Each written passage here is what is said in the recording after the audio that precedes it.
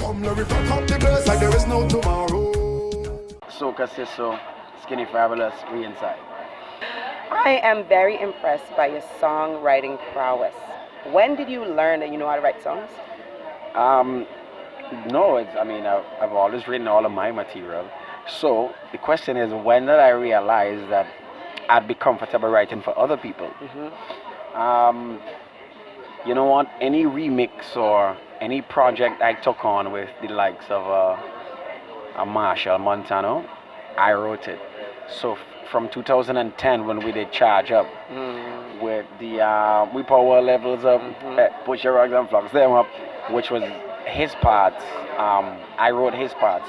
And so I told myself, well, I'm not comfortable writing for other people, but because Marshall and I shared a creative environment so often, it led to me writing songs for him.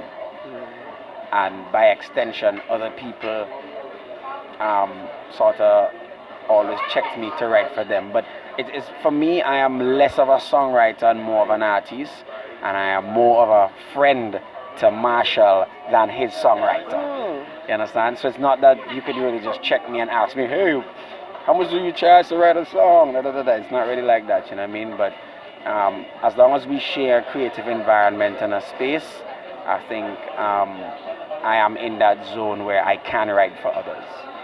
Well, we don't really know, but we can assume that every songwriter is throwing songs at Marshall left and right. And he chooses to sing your songs. Well, you see, for me now, I'm not in the basket of throwing songs. So as I said before, if we're in a creative environment or there's a project on my table and he is also aware of the project, then it will be easy for us to say, okay, here what, Skinny, send this project to Skinny, let Skinny write mine, Skinny write his, and we'll mash it up. So it's always a situation like that, rather than I writing a random song and sending it for it to be vetted or for it to be chosen from a bunch of songs, you know? So again, I am not a songwriter, I just have the ability to write songs. Gotcha. Yeah. So from the way you perform and the lyrics in your songs and how they tell a full story, I feel like there is a more of a calypso history. Do you have a history with calypso music? I do not Really? have any. In fact, in my younger years, I actually didn't really like calypso. And a confession to SocaSaySo. Speak the truth. I'm speaking the truth. I actually didn't even like soca, really. So I started my career in dancehall, and I wanted to be a dancehall star. And I packed my things, take out a loan. Yes, I went by the credit union, and I begged for a loan. And I went to Jamaica. And I told myself I was going to be the next Bounty, the next Beanie, the next Buju Banton. Gargamel, I was that guy. You got the look, you got the voice. Yeah. And, it worked out to a certain extent, but then you have to realize at some point in time, based on your geographical space, it's almost an uphill challenge to step out of that and do what is not expected of you. And this is the funny thing. Feeling down, I said, you know what? I'm going to craft my little dancehall knack into soca. And here's the thing. From the time I started to do soca, which was about 2001, I eventually, after like 2 years of doing it and trying a thing, I eventually fell in love with the art of soca. To the point where by 2008, which is when I sang Head Bad, from night till morning, from then you couldn't get me to go back to dancehall, period. So it's like once you fall in love with soca, there's no turning back. There's no, I think I'm gonna like alternative as my favorite music for a while. It is going to be your favorite music until you die. You know what I mean? You could dabble in other art forms, other genres, but for me, I fell into soca, and I think it's a very uplifting, always happy feeling. There's no, I feel like I'm gonna take up some drugs today, I'm gonna take up a knife today, I'm gonna drive fast on the highway and crash today. There's none of that. It's just happy, I feel good, I might drink a rum, I might wind up on a thing, but that's what soca is. It's just happiness and vibes and a productive happiness. That's what it is. So we understand that performance is at your heart.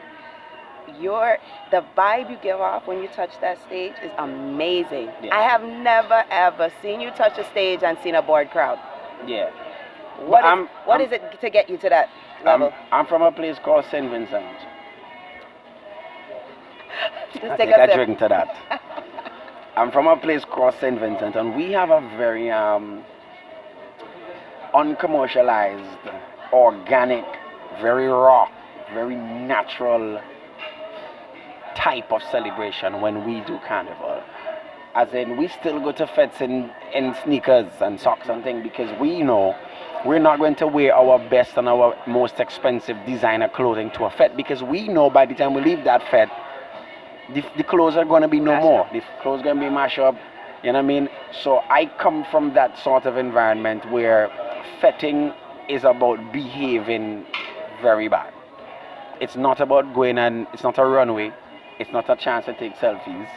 It's not an Instagram show. It's not a Facebook show. It's where you go release because you've been working 9 to 5, Monday to Friday, and a fete might come once a month. So what you're going to that fete to just be normal for? You're going to that fete to destroy and to just be worthless. Good worthless. You understand? By the way, thank God it's Friday is the workers' anthem. I know, right? So I mean, so I grew up in that sort of wild and riotous environment, and so it comes out in my song, and it also comes out in the way I perform. You know, I'm not about just kumbaya. So coming from 2001, Yeah. you came up in a time where the pace was high. And You my can't walk into a fete without sweating. You can't leave with dry clothes. Yeah. Your back hurting, your leg hurting, your neck hurting when you leave a party. And I feel like now we're down in a groovy, slow zone, right? In 2001, it's like nobody ever heard of groovy, right? How do you feel about that? Well, right now, at the pace of the soca and the content and the mood of the soca is very We Are the World, you know. And I think that is because we are so focused on breaking through. We are so focused on busting soca music, so to speak. We are very focused on making it to that international level where we are international superstars. And so we slow it down, we make it more sing-friendly, because we are hoping that it will be marketable and the reception from the broader society will be great. So I have no problem with people doing that because I myself do it too. But what I don't want is for us to forget the raw, energetic, rip off your shirt, take out your rags and just get on bad type of soca. And I feel like that is slowly but surely fading into the abyss, and I don't want it to happen. I find the smaller islands, the St. Vincent, the St. Lucia to an extent, the Grenada, we keep that rough rah rah rah rah rah rah soca alive, and we don't have no shame in it. You know what I'm saying? We will go on the street and just end up in with Jackie and go home, and we don't care. That's just we. You know what I'm saying?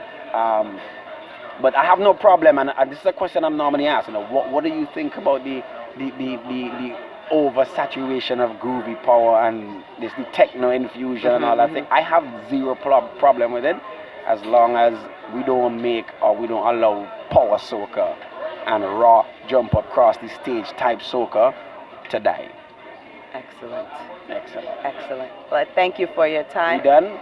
Oh, you see what I'm saying? I thought you was talking for the whole time. You asked me how long, and look. You said 2 minutes? Look, 9. So I said, now you gotta get back to me. We agreed to 2 minutes, and I scratched my head like 2 minutes is a long time because I was drinking. I was on the pool deck drinking. You know what I'm saying? So you came, you disturbed me. I was like, kill the vibe. But we have to do it. We have to do it. And now we're at 9 minutes and 50 seconds, and I'm asking you more. SocaSaySo, Skinny Fabulous. Hey, baby, give me another smack. Boom. Hey. Come, let me rock up the place like there is no tomorrow.